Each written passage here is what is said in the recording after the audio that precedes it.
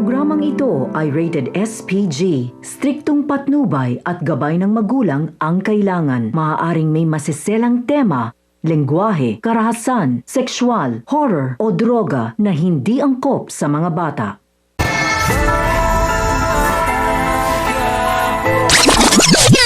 Muling kinita ni Augusto si Primo upang sabihin na dahil sa pakiusap ni Amanda, kaya buhay pa ang mga ito.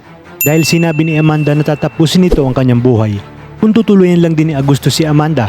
Habang si Rigor naman ay pinaalalahanan ni Mando tungkol sa kung anong meron sila ni Lena. Napapansin na kasi ni Mando na tila may relasyon ang dalawa, kaya't pinakiusap ni Mando na wag sa pagkakataong ito kung saan marami pang kinakaharap na problema si Tess. Sa kabilang banda, balik buhay binata naman si David matapos na makipagparty sa kanyang mga klase at di pa man nanganganak si Camille ay mukhang masusundan na ito dahil sa kapilyuhan ni David. Napapaisip si Nanoy at Tess kung sino ang taong nagtangka sa buhay ni Tanggol at may kutob nga si Noy na baka konektado ito sa sindikatong nagmamay-ari ng droga, habang si Tinding naman ay mas ginustong mapag-isa at sinabi niya sa kanyang sarili na pinagkaisa ng mga taong nagsalita sa korte si Tanggol dahil wala na silang sinabing mabuti sa kanyang apo. At kung nabigyan lang umano ng pagkakataong maayos ang buhay ni Tanggol ay hindi nito pipiliin ang ganoong landas.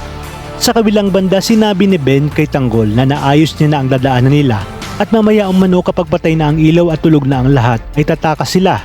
Tinanong ni Enteng na baka delikado ang gagawin nila. Sinabi ni Ben na mas mainam nang tumakas sila ngayon kesa maghintay pa ng kinabukasan dahil siguradong papahirapan sila at saka sila papatayin.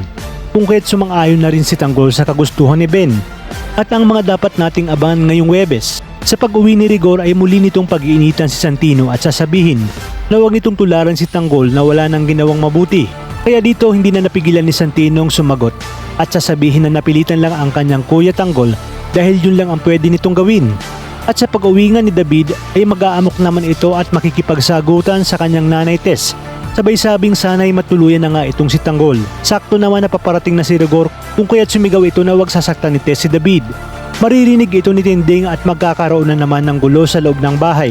Sa pag-uusap naman ni Tanggol at Enteng ay sasabihin ni Enteng na marahil hindi talaga siya mahal ni Mokang at hindi sila para sa isa't isa dahil magagawa nga nitong pakasalan ang mayamang lalaki. Kaya dapat lang umano matutunan na ni Tanggol na kalimutan itong si Mokang.